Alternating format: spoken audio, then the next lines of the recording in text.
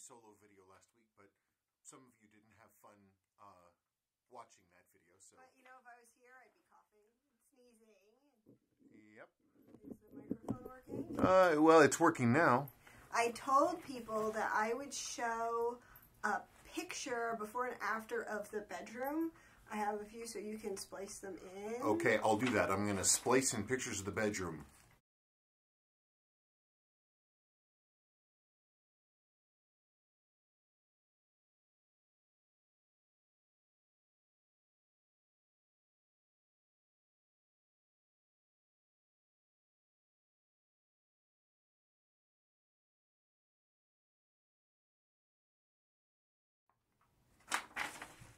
There it is. Okay. It's just been crazy. Yes, I think, how long has it been since I've done a Week Odds and Ends video? I've done 2, and I haven't done one for like 5 weeks. Yeah, it's because we got sick, and I know I threatened to make him do it the last time he saw me, but we were sick. We were sick, and also I've been trying to finish, I had to do the bedroom, and I had to finish the stupid deck. Which is done. Oh, God, but it was weeks and weeks of work, weeks and weeks, solid weekends. Like, I would work in the shop, and then onto the deck, and it was like start to finish days of working on the damn deck. And tomorrow's going to be the first Saturday where I'm not slaving on the deck, though there are lots of things I could do on the deck.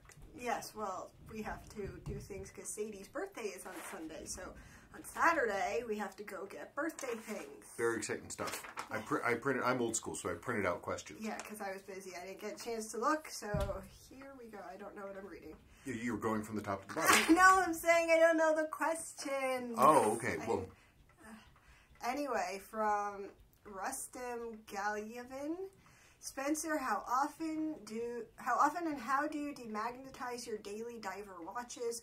My watches are constantly going through the X-ray scanners in airports as I travel a lot. Do you recommend I demagnetize them after each trip? Thank you. As I told you, as I said in my comment on YouTube, I demagnetize when a watch is clearly running really super duper fast. It doesn't happen very often. I don't think X-ray machines are really gonna zap a watch to the point of making it magnetized. The only thing that I know of for sure that will magnetize a watch very quickly is a smart. What? You're looking off. And, I'm looking at the cat. Oh, is a smartphone like an iPhone or something? If you have a watch that's close to or in close contact with a watch and the phone rings, it buzzes. Those things put out a big EM field, and they can magnetize a watch like that. I've tested it, and it absolutely happens. I learned something new. Haven't I told you that? No. Yeah, there's this great little clip I saw, and it's like somebody put down their phone, like their smartphone, like on a stone patio or something, and there were ants going around like this, running around back and forth doing ant stuff, and they called the phone, and all the ants went, and they started going in a circle around the phone. Really? Yeah, because the EM field. But I tested it with a 7005. Just for my own fun. I went and it was one that I'd serviced, and it was running well, and I got the numbers, and it was running great, and I put it on top of my iPhone, and I texted the iPhone, and then I put it back on, and it went from being flat accuracy to gaining nearly a minute a day, and then I demagnetized it, and there it was. I don't do things if I don't have to do them, so. But it won't hurt to. No, it doesn't. It doesn't ever hurt. My old mentor Newt, he always used to say with a demagnetizer, anytime he started a job, he'd put that watch right in that demagnetizer and demagnetize it. From Filippo Morello. Hi, I see that you sell crystals on your website, but I didn't see any for a yachtman. That's a you question. I don't know. Do you happen to have any new or used good condition? I don't know what number it is. It doesn't say there in the thing? I feel like hiding because it's for 6138. Okay, I've been doing this forever, but I don't know. You don't know which one that takes? No. It's a 14. Wait, so do I have to add? Maybe I didn't re-up them? I don't know. I just work here, and I can't remember anything. The correct crystal is 340W14GN00. See, I remember that, but I don't remember. I don't know what watch it goes to. I'm sorry for putting you on the spot. It's okay. Yes, we have them. They're on the website. 340W14GN00. Now I feel dumb. You're not dumb. That's why I have him. I ask him. Or I use the internet. From Dan Murray Amphill. I owned a 7S260020 and it says Divers 200 meter in orange. Is it original? I'd have to actually see the dial, but the originals they're not necessarily a deep red. That was more like the transition 7002 dials, but the 7S26s, they're like a brickish orangey red. So yes, that color is correct. I don't know if your dial's original. From Super Cruise, Spencer, great info on depth rating. Can you comment on how Seiko got around having to use a helium escape valve on their higher depth rated watches when companies like Rolex and Omega use these pretty extensively for their watches with depth ratings greater than 600 meters? Yeah, I mean, it's just like I said in the resistance video that I made. Seiko didn't want to go the way that Rolex had gone, which is with a helium escape valve. They didn't want to do that. They wanted to make it simpler. And the way you make it simpler, the way that Seiko figured it out, was instead of having to worry about getting the helium out, you make sure it never gets in the first place. And so how they did that is they created an L-profile gasket. So the crystal sits down in an L gasket that is on the side and on the bottom, and then it's especially with like the grandfather tunas and stuff, where the crystal actually has a step in it, and there's a screw ring that screws down into the case and pushes the crystal down into that L gasket. And so that's a big surface area, relatively speaking, and there's a lot of pressure, and no helium gets in. That gets you 600 meters. That same tech Seiko uses today for things like the Darth tune and stuff like that, and they're 1,000 meters, and their tech really is no different as far as I know. I mean, the cases look exactly the same. What? Well, I don't know why they make watches that can go down that deep when humans can't. Oh. Is it like having a car that goes 250 miles an hour or something? Could be. Probably safety margin. I mean, Seiko made the grandfather tuna specifically for professional divers, like guys who are going to be in an underwater environment for weeks, like literally living in like an underwater station. That movie that I think Mark Wahlberg... No, Mark Wahlberg was in a movie recently. I saw the previews. I didn't actually see it. The one with the teddy bear? No, I don't know what it's called. I only saw the previews. But yes, The Abyss. That too. I forgot about that. Anyway, these guys are underwater. They'll go down to like a tethered, like stationary submarine environment thing. And they're down there so they don't have to decompress. And they're down there for weeks. And then they go out and they do their welding and stuff like this, and you've got to have a watch that's going to be able to deal with that kind of pressure. But yeah, 600 meters is ridiculous. No one's ever going to go to 600 meters. I know one guy who dove to 136 meters, and he was wearing a 6306 diver. But he did that for military training. Oh, not for fun? I don't know. He may have enjoyed it. Okay, what's the next one? What's with that? It would be great. I don't know. It's from Stephen UK, but there's some weird symbols. I don't know. Something. Be great to see the SLA 025 take apart when you get to it. You could also take apart your own MM300 at the same time. Would be great to see these front loaders being opened up. Yeah, lots of things would be great. Lots of things would be great.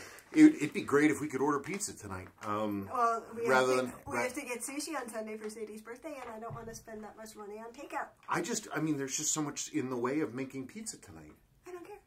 But, I mean, it's not going to work out. I'm the cheap one. It'd be nice just to be able to order the damn pizza. Sushi, that's a different thing entirely. But it's expensive. Lots of things are expensive. The SLA-025 that's coming here is not mine. It's somebody else's. I'm really not a fan of taking apart brand new watches if I can avoid it. My own Marine Master does absolutely need service. However, I've never opened up a Marine Master before, and so I don't know that making a video of a first-time disassembly is a really good idea, and why haven't you opened one before? I've never needed to. Huh? They're a modern watch. I know. They're only now really getting to the age where they truly need service. Ours runs decently, but it definitely needs service. They haven't been around that long, relatively speaking. All right. So I'm sorry, that's not going to happen. Great idea, but it's not going to happen. Just like the pizza. It'd be great. Honestly, I hate making pizza on Fridays because it jacks with my schedule. Well, then I will make it. No, I don't want you to have to I'll make make it. Why can't we just order it? Why are we arguing? It'd just be nice to have something a little different. I wanted to have a vacation day today, and of course that didn't happen. Well, that was your own choice. Well, no, it's not my choice. Work needs to be done. Anyway, go on. We're arguing on camera. I hope you're happy. Sure, why not? From Lane Edwards. Hey guys, awesome video as always. 2 questions, if that's okay. Are the Xscape S03 ones rare? I found mine by accident and really haven't found much info on them at all, so any info would be a great example. How long did they make them for? I don't know how long they made them for. I myself was almost completely unaware of them until, I don't know, relatively recently. They're basically a version, they're Seiko's version of the Rolex Submariner. It's same size, same sort of visual impact, crown at 3. They would have come out at the same time as the Xscape S07, so 1996, 1997, something like that. I don't know how long they were made. I really don't. This one is from 1997. It's an early one. This is the JDM version, and this is the JDM version. It's from 2002. I don't know how long they were made. The thing that's rare about them, I mean, I've seen them enough that I don't think of them as particularly rare, but what is rare, apparently, are the original bracelets for these. Apparently, they're hell on wheels to find. I don't even know what they look like. But I'm tasked with finding one for somebody. The gentleman who bought that watch wants one of the original bracelets. And I don't know what I'm going to do about it, but I might put one of Larry Bellini's SKX 013 bracelets on it if it fits. What? I'd rather have Chiba Hut than pizza. Then get Chiba Hut. But you have to go get it. I don't care about getting Chiba Hut. That's fine. I don't care at all. Yay! See, we negotiated. Yeah, I read that one. Now I'm on this one. Okay, from Nick Thompson. I was gonna complain about not getting a reply to an email a couple of days ago, but that's a legitimate reason if the old lady is sick. She's not riding on the back of any Harley.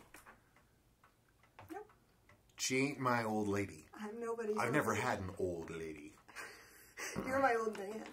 No, I'm kidding. Oh, that's okay. I'm not an old lady. He's your old man. Don't call me old lady. Okay. It would be cool to see you do a video on your opinions on the vintage market trends, fads, and being a Rolex guy, your thoughts on the current Rolex market and shortage. Well, you know, it's all about perceived value. I mean, Seiko 10, 15 years ago was perceived to be pretty low value, and the prices reflected that. And then a lot of people became aware of them, and the Rolex guys and the Swiss guys were getting priced out of their own markets because there's so many, because of the boomer tax, all these guys, people buying into the market and driving up prices rapidly. People were looking to find another place to invest in, so they went with like the little like mid-sized sort of no-name Swiss chronographs, all of which had like you know, had Valjoux movements in them, and those skyrocketed in price. They were used to be so cheap. And I mean, Rolex is just, I don't understand it, really. Honestly, I'm not a Rolex guy, hardcore in the sense that I don't follow all the trends of what's going on. But I mean, just this last year, the start of the year, you could get a Rolex sub, just a standard old sub one of an older model. You could get them for like, I don't know, $5 or $6 grand or something else like this, and now they're like $8 or $9 grand. My understanding is that Rolex does a lot of stuff with artificial scarcity, where they're not, they don't supply their authorized dealers. I've heard some authorized dealers say, well, if you want to buy this watch, which we happen to have one of in, then you need to buy these other watches first, and then we'll sell you this one. I don't know if that's true, but it just seems crazy to me. It's artificial scarcity. And I don't understand why Rolex is just so much money. Like, I don't know. My sub, which was made in 2002, I think, and it was, I mean, people say, oh, they're really hard to find. You don't find these things. You go on eBay, there are hundreds of them. There's no rarity there. I don't know why they go for so much money. Because it's a brand name. I guess so. I mean, they're great watches. Don't get me wrong. Don't get me wrong. They're great watches with excellent movement, free sprung balances, and very old tech, and they're extremely dependable, and they just chug along, and it's nice. You can wear one without worry. I love the fact that they have very, very water-resistant crowns and all that stuff. I just think it's crazy that their price point is so high. I mean, it's just nuts to me. I'm sitting here struggling mentally over the idea of talking her into buying pizza. And I mean, a used Rolex is enough to buy a good used car. It doesn't make any sense. I thought you were going to say lots of pizzas. I'm not going to buy lots of pizzas. Okay, what's the last one? There are two more. From Alonzo Cushing, all the best to both of you, especially Sabrina. More chicken soup needed. She used to make the greatest chicken soup in the world. But now she's vegetarian now, so we all are, and I'm flexitarian. And so it doesn't happen anymore, but we used to get great chicken soup. Why, are you guilting me? No, I wouldn't want you to make chicken soup. I don't want to make it. I like chickens. And then from JMR5707, not the same without Sabrina missing the chemistry. Well, I hope you got lots of chemistry today of us bickering about food. It's true. It's true. Anyway, that's really about it. Now that the stupid deck is done and inspected, and the bedroom is done and inspected, I'm hoping to actually have some time this weekend to fool around on my own watches, finally, and be able to get some work done. I hope I don't have a million tasks to do tomorrow. We have to go to Target. That's fine. I can go to Sadie's birthday. I can go to Target. And then you have to get sushi. Not tomorrow. No, on Sunday. On Sunday. Well, that's fine. But I'm going to take some time, and I'm going to fool around on my own stuff. I don't care. Okay. All right. Well, that's it. I will really strive, fifth promise in a row, to make a weekend video for you guys. But thank you so much for your patience and your questions and all that stuff. Hopefully we won't get sick again. But Sebastian has a runny nose. Who knows? Who knows what's going to happen? Who knows? Who knows? We'll see. We'll see. But, you know, most important thing is that we're here and we're kicking. Okay. See you, folks.